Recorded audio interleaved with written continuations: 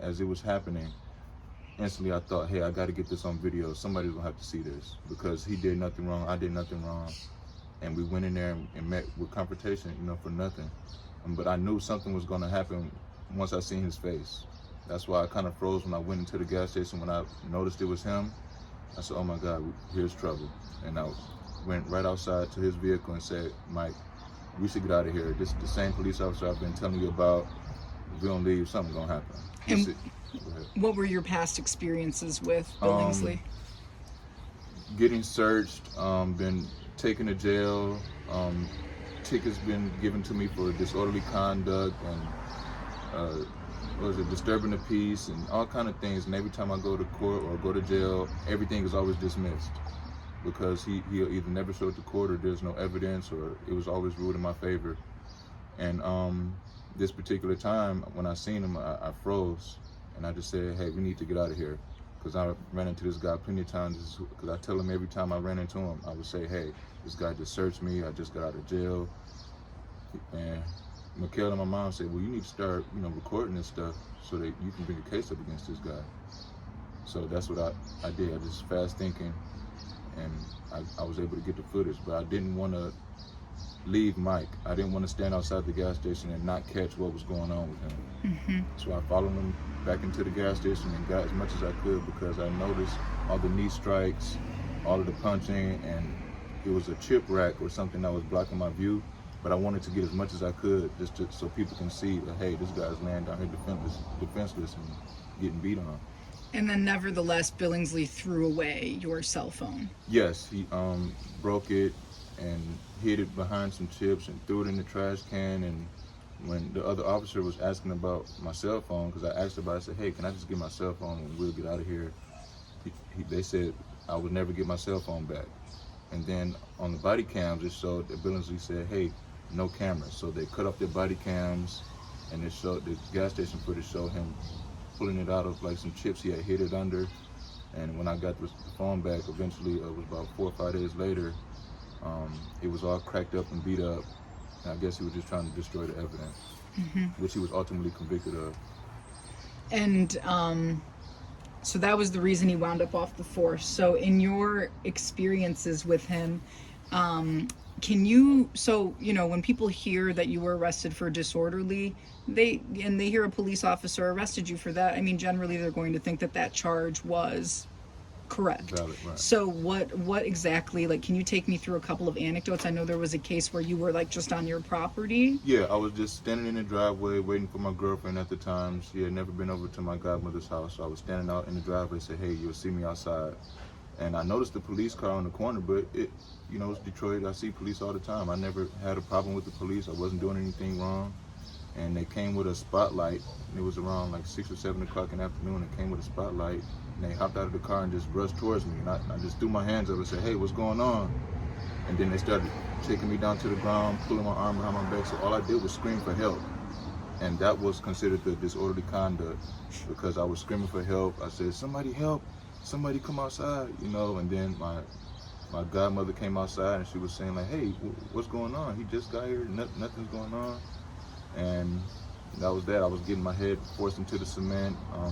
I was thrown into the bushes. I had scrapes and stuff all over my body, and I tried my best to record as much as I could, but I was slammed to the ground. The phone was broken, so my stepbrother, he started recording as much as he could, and that was that day I was charged with disorderly conduct and disturbing the peace for yelling and screaming help. And did you ever get a sense of what made them stop you in the first place? Not at all. I thought they were just mistaking me for somebody else at first. That's why I was saying, hey, hold on, I'm not who you think this is, or whatever was going on, because I still was on the cell phone. I was just talking, and I seen them rushing towards me. And I was just afraid, because I didn't know what was going on. You know, I hadn't done anything wrong. I was just waiting for my girlfriend to arrive. And you had an anecdote with Judge Mcconnell. Judge Mcconnell was he your professor? Yes. At WC3? Yes. And yes. then you met him in court, or how did this go down? Yeah, well, I seen Judge Mcconnell in court during one of our cases, and he was just looking at me and said, Mr. Craft? I said, Judge Mcconnell? You know, he's like, surprised having you here. You know, I was top 4 in his class. So it was a surprise for me as well, because I mean, I'm not a criminal. I haven't done anything wrong. I was actually in school for criminal justice. I wanted to be a police officer, you know, but there's so much going on right now. I would never want to mix myself in to a barrel of bad apples. So I just kind of like lean toward the Homeland Security side now, as far as the schooling went. So. And your experience, yeah, so it has actually made you not want to pursue criminal justice as a career. No.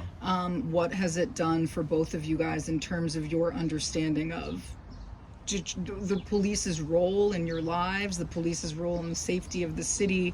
What has it left you with? I still believe that we need police. I believe that that's a dangerous job. They can be heroes. But in any role, in any field, any career, there are some bad people. And I have nothing against the police, but do I have a fear whenever I see police, or if I was to get pulled over for blowing a stop sign or anything? I'm in fear because I don't know what cop I'm going to get. It could be my last day, or it could just be a peaceful greeting. But every single time, my hands are shaking, I'm nervous, and then that ultimately will make the police officer nervous. So then they'll have me step out of the vehicle and check me and breathalyze, do whatever, and everything will come back. I just tell them, hey, I'm afraid. And some of them will pat you on the shoulder and say, hey, you know, we're not here for anything like that. We just want to make sure that everything's okay, or whatever the case may be. Mm-hmm. So I don't have anything against the police officers at all. I feel like we need them, and they do have a dangerous job. Mm-hmm. But it has left me scarred somewhat. I fear for my son. You know, I have a son, and I don't want him to grow up and have to deal with what we dealt with.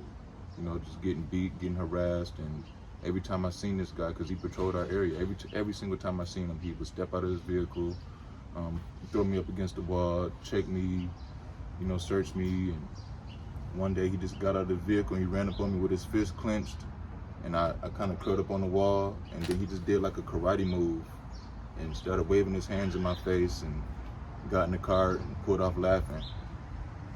Yeah. So I knew then that it was going to be trouble if I kept running into him. So that's when Mike found Solomon Radner, and we just went ahead and pressed charges. Because if not, I mean, who knows what would have happened. I mean, anything.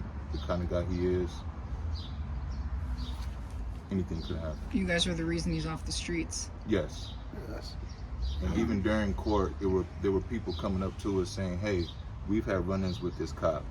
Can we get your attorney's number? And Solomon was just handing his card out. That's how many people that this guy's affected. Lives he destroyed. He destroyed a lot of people. And they pretty much like me, like I try to bust it. So I gotta see the black. Once I see a black car that got the little reflector, kind of stuck. But I kind of know it's be transit police. But like I said, DPD, there's some good cops out there. I know some good cops. But there's some that really don't think your rights matter. Your civil rights matter more than sometimes life itself, because you can still live the next day. Like right now, I'm thankful for being here in the world. Might not have seen my nieces grow up, my nephews, and my kids. So thank God. But I don't have no ill will with all DPD. Had you guys had any negative experiences with other officers at any point?